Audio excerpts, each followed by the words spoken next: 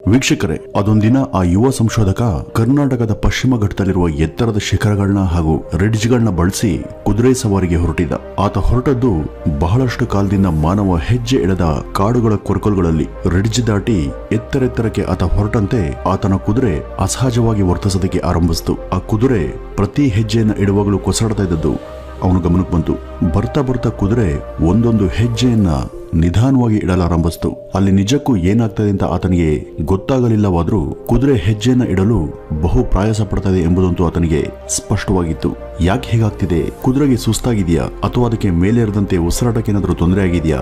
ಇಂತಹ ಗೊಂದಲಗಳು ಆ ಯುವ ತಜ್ಞನ ತಲೆಯಲ್ಲಿ ಸುಳಿದಾಡುದು. ಮುಂದಿನ ಒಂದು ಎತ್ತರದ ಕಣಿವೆಯನ್ನ ಏರದಂತೆ ಆತ ಕುದುರೆಯ ಕಾಲು ಕಡೆ ಗಮನವನ್ನು ಹರಿಸ್ತಾ. ನೆಲ ತೇವನೂ ಇರಲಿಲ್ಲ ಅಥವಾ ಇಳಿಜಾರಿನ ಅಂಟಿನಿಂದನೂ ಕೂಡಿರಲಿಲ್ಲ. ಅದು ಸಹಜವಾಗೇ ಇತ್ತು. ಸೂಕ್ಷ್ಮವಾಗಿ ನೋಡಿದಾಗ ಕುದುರೆಯ ಕಾಲುಗಳು ನೆಲಕ್ಕೆ ಅಂಟಿಕೊಳ್ತಾ ಇದ್ವು, ಅಯಸ್ಕಾಂತಕ್ಕೆ ಕಬ್ಬಿಣ ಅಂಟಿಕೊಂಡ ಹಾಗೆ. ಯುವ ಸಂಶೋಧಕ ಅವಕಾದ. ತಕ್ಷಣವೇ ಆತ ಕುದುರೆಯನ್ನು ನಿಲ್ಲಿಸಿ ಆ ನೆಲವನ್ನೊಮ್ಮೆ ದಿಟ್ಟಿಸ್ ನೋಡ್ದ. ಕುದುರೆ ಕಾಲಲ್ಲಿದ್ದ ಕಬ್ಬಿಣದ ಲಾಳಗಳನ್ನ ಆ ನೆಲ ನಿಗೂಢವಾಗಿ ತನ್ನತ್ತ ಸೆಳೀತಾ ಇತ್ತು. ಆತನಿಗೆ ಕೂಡಲೇ ಅರಿವಾಗಿ ಹೋಯಿತು, ನಾನು ನಿಂತಿರೋದು ಬರೀ ಕಲ್ಲಿನ ನೆಲದ ಮೇಲಲ್ಲ, ಬದಲಿಗೆ ವಿಸ್ತಾರವಾದ ಕಬ್ಬಿಣದ ನಿಕ್ಷೇಪವೊಂದರ ಮೇಲೆ ಎಂದು ಆತನಿಗೆ ಅಚ್ಚರಿಯಾಯಿತು.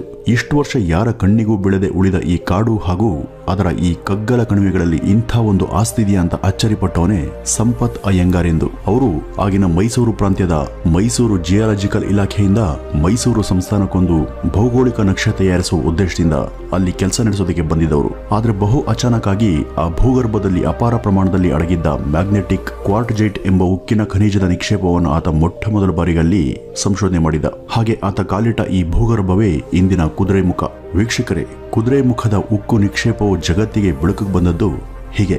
ಕುದುರೆಮುಖದ ಚರಿತ್ರೆಯಲ್ಲಿ ಆ ಅನಿರೀಕ್ಷಿತ ಸಂಶೋಧನೆ ಒಂದು ಪ್ರಮುಖ ಅಧ್ಯಾಯ ಅಂತ ಹೇಳಬಹುದು. ವೀಕ್ಷಕರೇ, ಕುದುರೆಮುಖ ಕರ್ನಾಟಕದ ಅಪರೂಪದ ಹಾಗೂ ಅನುಪಮ ಪ್ರೇಕ್ಷಣೀಯ ಸ್ಥಳ ಎಂದು ನಿಮ್ಮೆಲ್ಲರಿಗೂ ಗೊತ್ತು. ಕುದುರೆಮುಖ ಇರೋದು ಕರ್ನಾಟಕ ಜಿಲ್ಲೆಯ ಚಿಕ್ಕಮಗಳೂರು ಜಿಲ್ಲೆಯ ಮಲೆನಾಡಿನ ಭಾಗದಲ್ಲಿ. ಇದು ಕಳಸದಿಂದ 20 ಕಿಲೋಮೀಟರ್ ದೂರದಲ್ಲಿ ಹಾಗೂ ಮಂಗಳೂರಿನಿಂದ ಸುಮಾರು 100 ಕಿಲೋಮೀಟರ್ಗಳ ದೂರದಲ್ಲಿದೆ. ಕುದುರೆಮುಖ ತನ್ನ ವಿಶಿಷ್ಟ ಶೈಲಿಯ ಗಿರಿಶಿಖರ ಹಾಗೂ ಪರ್ವತ ಸಾಲುಗಳ ಸುಂದರ ಜಾಗ. ಇಲ್ಲಿ ಎತ್ತರದ ಅನೇಕಾರು ಶಿಖರ ಶ್ರೇಣಿಗಳಿದ್ದು ಮುಳ್ಳಯ್ಯನಗಿರಿ ನಂತರ ಎರಡನೆಯ ಅತಿ ಎತ್ತರದ ಶಿಖರ ಶ್ರೇಣಿ ಈ ಕುದುರೆಮುಖ. ಇದರ ಒಂದು ಪ್ರಮುಖ ಬೆಟ್ಟದ ತಪ್ಪಲು ಒಂದು ಕೋನ್ದಿಂದ ಕುದುರೆಮುಖದಂತೆ ಕಾಣೋದ್ರಿಂದ ಇದಕ್ಕೆ ಕುದುರೆಮುಖ ಎಂಬ ಹೆಸರು ಈ ಸ್ಥಳಕ್ಕೆ ರೂಢಿಯಾಯಿತು. ಕರ್ನಾಟಕದ ಎರಡನೇ ಅತಿ ದೊಡ್ಡ ನ್ಯಾಚುರಲ್ ಫಾರೆಸ್ಟ್ ರಿಸರ್ವ್ ಈ ಕುದುರೆಮುಖದಲ್ಲಿದೆ. ಕುದುರೆಮುಖ ಬಹು ವಿಸ್ತಾರವಾದ ಸಸ್ಯ ಸಿರಿ ಹಾಗೂ ಹಸಿರು ಮರ ಗಿಡಗಳನ್ನ ಹೊಂದಿದ ಕರ್ನಾಟಕದ ಪ್ರಮುಖ ನ್ಯಾಚುರಲ್ ವೆಜಿಟೇಷನ್ ಉಳ್ಳ ಸ್ಪಾಟ್. ಇದು ತನ್ನ ಒಡಲಿನ ಒಳಗೆ ಅಸಂಖ್ಯಾತ ವನ್ಯಜೀವಿ ಸಂಕುಲಗಳಿಗೆ ಆಶ್ರಯ ಕೊಟ್ಟು ಕಾಪಾಡುತ್ತಿದೆ. ಇದು ಕರ್ನಾಟಕದ ಹುಲಿ ಸಂರಕ್ಷಣಾ ತಾಣಗಳಲ್ಲೂ ಕೂಡ ಒಂದಾಗಿದೆ. ಇದರ ಹಸಿರಿನ ದಟ್ಟ ಪ್ರಭಾವದಿಂದಾಗಿ ವರ್ಷಾಂತ್ಯಕ್ಕೆ ಕುದುರೆಮುಖವು ಸುಮಾರು 7,000 ಮಿಲಿಮೀಟರ್ನಷ್ಟು ಮಳೆ ಇಲ್ಲಿ ಸಂಭವಿಸುತ್ತೆ. ಕುದುರೆಮುಖವನ್ನ ಈಗ ಕರ್ನಾಟಕದ ಅಧಿಕೃತ ಟೈಗರ್ಸ್ ರಿಸರ್ವ್ ಎಂದು ಪರಿಗಣಿಸಲಾಗಿದೆ. ಇಲ್ಲಿ ತುಂಗಭದ್ರಾ ಹಾಗೂ ನೇತ್ರಾವತಿ ಎಂಬ 3 ಪ್ರಮುಖ ನದಿಗಳು ಹರಿತವೆ. ಕುದುರೆಮುಖದ ಅತಿ ಎತ್ತರದ ಪೀಕ್ ಒಂದು ಸುಮಾರು 1900 ಮೀಟರ್ಗಳಷ್ಟು ಎತ್ತರದಲ್ಲಿದೆ. 1968ರಲ್ಲಿ ಅನೇಕ ವಿದೇಶಿ ಕಂಪನಿಗಳ ಸಲಹೆ ಹಾಗೂ ಒತ್ತಾಯದ ಮೇರೆಗೆ ಅಲ್ಲಿ ಐರನ್ ಓರ್ ಮೈನಿಂಗ್ ಬಗ್ಗೆ ಚಿಂತಿಸಲಾಯಿತು. 37% ಉಕ್ಕಿನಂಶ ಇರುವ ಒಂದು ಅದಿರಿನಿಂದ 68% ಪ್ರಮಾಣದಷ್ಟು ಕಬ್ಬಿಣವನ್ನ ಸ್ಟೀಲ್ನಲ್ಲಿ ತುಂಬಿ ತಯಾರಿಸಬಹುದು ಅಂತ ಎಕ್ಸ್ಪರ್ಟ್ಗಳು ಅಭಿಪ್ರಾಯಪಟ್ಟರು. ಇಲ್ಲಿ KIOCL ಸಂಸ್ಥೆ ಶುರುವಾಗಲು ಮುಖ್ಯ ಕಾರಣರೇ ಸಂಪತ್ ಅಯ್ಯಂಗಾರ್ ಅವರೇ ಅಂತ ಹೇಳಬಹುದು. ಸಂಪತ್ ಅಯ್ಯಂಗಾರ್ ಅವರು ತಮ್ಮ ಕೆಲಸವನ್ನು ಅಲ್ಲಿ ಮಾಡಿ ಮುಗಿಸಿದ ಬಳಿಕ ಕುದುರೆಮುಖದ ಉಕ್ಕಿನ ಸಂಶೋಧನೆ ನಡೆಸಿದ ಹರಿಕಾರ ಅಂತ ಅನ್ಸ್ಕೊಂಡ್ರು. ಅವರು ನಕ್ಷೆಯನ್ನ ತಯಾರಿಸಿದ ಬಳಿಕ ಅಲ್ಲಿ ಇರಬಹುದಾದ ಇತರೆ ಮಿನರಲ್ ಸೋರ್ಸ್ನ ಮೂಲವನ್ನ ಪತ್ತೆ ಹಚ್ಚೋದಕ್ಕೆ ಮುಂದಾದರು. ಉಕ್ಕು, ಅದಿರು ಮುಂತಾದ ಪ್ರಮುಖ ಖನಿಜ ಸಂಪನ್ಮೂಲಗಳ ನಿಧಿಯನ್ನ ಅಯ್ಯಂಗಾರ್ ಅವರು ಶೋಧಿಸಿದ್ರು. ಕ್ರಮೇಣ ಅವರು ಬ್ರಿಟಿಷ್ ಕಾಲದ ಮೈಸೂರು ವಿವಿಯ ಮೊಟ್ಟ ಮೊದಲ ಭಾರತೀಯ ಡೈರೆಕ್ಟರ್ ಆಫ್ ಡಿಪಾರ್ಟ್ಮೆಂಟ್ ಹಾಗೂ ಅಲ್ಲಿನ ಜಿಯಾಲಜಿ ವಿಭಾಗದ ಮುಖ್ಯಸ್ಥರಾಗಿ ಕೂಡ ಬಡ್ತಿಯನ್ನ ಪಡೆದರು. ಅವರ ನಂತರ ಬಂದ B. ರಾಮರಾವ್, BP. ರಾಧಾಕೃಷ್ಣ ಹಾಗೂ ಪಿಚ್ಚಮುತ್ತು ಮುಂತಾದ ಉತ್ತರಾಧಿಕಾರಿಗಳು ಕೂಡ ಮುಂದೆ ಅಲ್ಲಿನ ನಿಕ್ಷೇಪಗಳನ್ನ ಸಾಬೀತುಪಡಿಸಿದ್ರು. 1913ರಲ್ಲಿ ಶುರುವಾದ ಈ ತನಿಖೆ 1969ರವರೆಗೂ ಮುಂದುವರಿತು. 69ರ ಸುಮಾರಿಗೆ ಅಲ್ಲಿನ ಅಧಿಕಾರಿಗಳು ಇಲ್ಲಿನ ನಿಕ್ಷೇಪಗಳಲ್ಲಿ ಗಣಿಗಾರಿಕೆಯ ಕಾರ್ಯ ಆರಂಭವಾಗಬೇಕು ಅಂತ ಸರ್ಕಾರಕ್ಕೆ ಒತ್ತಾಯಿಸಿದರು. 1969ರಲ್ಲಿ ಮೊದಲ ಬಾರಿಗೆ ಅಲ್ಲಿ Kudremukh iron ore corporation limited ಅಂದ್ರೆ KIOCL ಎಂಬ ಸಂಸ್ಥೆ ಶುರುವಾಯಿತು.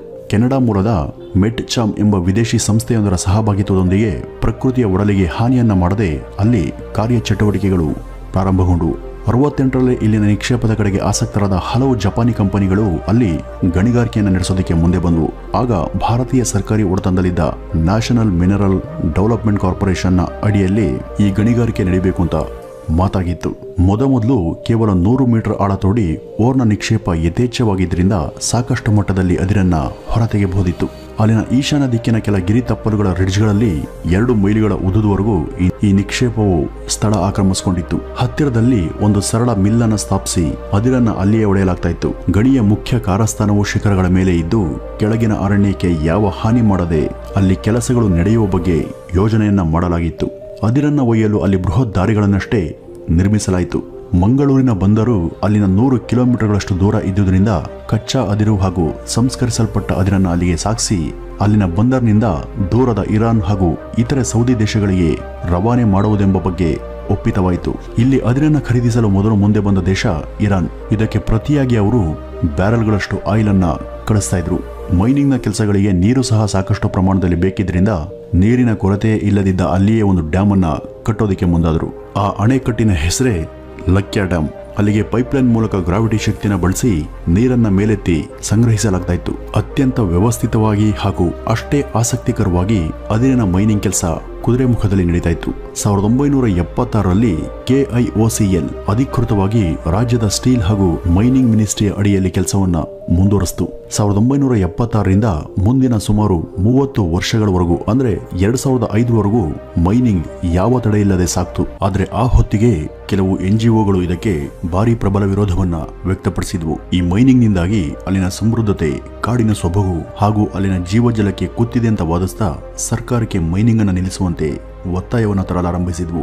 ಈ ಪ್ರಯತ್ನಗಳು 90ರ ದಶಕದ ಮಧ್ಯಭಾಗದಿಂದನೇ ಶುರುವಾಗಿದ್ವು. ಪ್ರತಿಭಟನೆಗಳು ಹೆಚ್ಚಾದಂತೆ ಸರ್ಕಾರ ಕೂಡ ಈ ಬಗ್ಗೆ ಗಮನ ಹರಿಸಿತು. ಕುದುರೆಮುಖದ ಪರಿಸರದ ಬಗ್ಗೆ ಈ NGOಗಳ ಹೋರಾಟಗಳು ಹೆಚ್ಚಾದಂತೆ ಕೆನಡಾ ಮೂಲದ ಚಾಮ್ ಸಂಸ್ಥೆ ಇದರಲ್ಲಿ ಹಣ ಹೂಡೋದಕ್ಕೆ ನಿರಾಕರಿಸಿತು.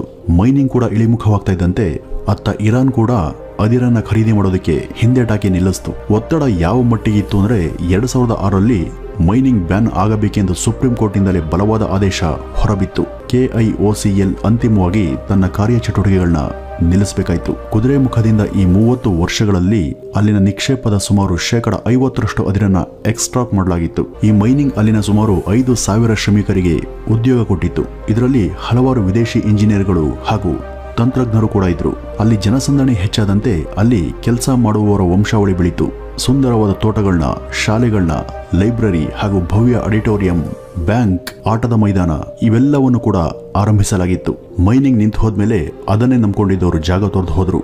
ಅಲ್ಲಿನ ಶಾಲೆ, ತೋಟ, ಬ್ಯಾಂಕ್ ಇತ್ಯಾದಿಗಳು ಜನರಿಲ್ಲದೆ ಖಾಲಿ ಹೊಡೆದ್ವು. ಈಗ ಇದನ್ನ ಗೋಸ್ಟ್ ಟೌನ್ ಅಂತ ಕರೆಯಲಾಗುತ್ತೆ. ಇದೇ ರೀತಿ ಅಮೆರಿಕ, ಯುರೋಪಿನಾದ್ಯಂತ ಕಾರಣಾಂತರಗಳಿಂದ ಮೈನಿಂಗ್ ಕೆಲಸವನ್ನ ನಿಲ್ಲಿಸಲಾದ ಊರುಗಳನ್ನ ಗೋಸ್ಟ್ ಟೌನ್ ಅಂತ ಕರೆಯುವ ರೂಢಿ ಇತ್ತು. ಮೈನಿಂಗ್ ನಿಂತಿದ್ರಿಂದ ಅದನ್ನೇ ನಂಬಿದ್ದ ಶ್ರಮಿಕ ವರ್ಗಕ್ಕೆ ಹಾಗೂ ಅವರ ಕುಟುಂಬಕ್ಕೆ ಕೆಲ ಕಾಲ ತೊಂದರೆಯಾದರೂ ಮತ್ತೆಂದಿಗೂ ಚಿಗುರೊಡೆಯೋದಕ್ಕೆ ಸಾಧ್ಯವಾಗದಿದ್ದ ಕುದುರೆಮುಖದ ಸುಂದರ ಪರಿಸರ ಇನ್ನಷ್ಟು ಹದಗೆಡದು ತಪ್ಪಿತು. ಜನಜಂಗುಳಿಯಿಂದ ಅಂದು ಮೆರೆದ ಕುದುರೆಮುಖದ ಒಳ ಆವರಣ ಇವತ್ತು ಜನರಿಲ್ಲದೆ ಖಾಲಿಯಾಗಿದ್ರೂ ತನ್ನ ಹಸಿರು ಸಿರಿಯಿಂದ ಉಳಿದೆಲ್ಲ ಊರುಗಳಿಗಿಂತನೂ ಸರ್ವ ಸಮೃದ್ಧವಾಗಿ ನಿಂತಿದೆ. ಇದಿಷ್ಟು ಕುದುರೆಮುಖದ ಬಗ್ಗೆ ಇರುವಂದಷ್ಟು ಮಾಹಿತಿ. ನಮಸ್ಕಾರ.